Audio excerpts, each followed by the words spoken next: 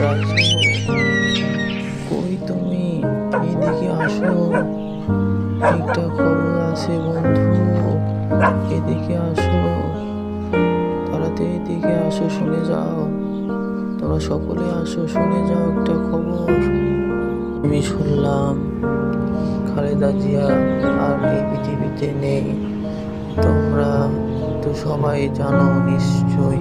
তো আমরা এখন তার জন্য অনেক দোয়া করব, সে যেন জান্নাতবাসী হয়, সে যেন জান্নাতবাসী হয়, সে যেন জান্নাতবাসী হয় এবং তার গুনাহ যেন সব মাফ হয়ে যায়।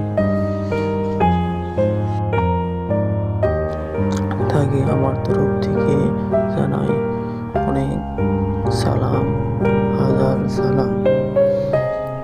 এবং তিনি সবসময় সত্যর পথে থেকেছেন, সত্য কথা বলার জন্য। তাকে অনেকবার জেল হাজতে দেওয়া হয়েছে, কিন্তু তবুও সে পরাজিত হয়নি।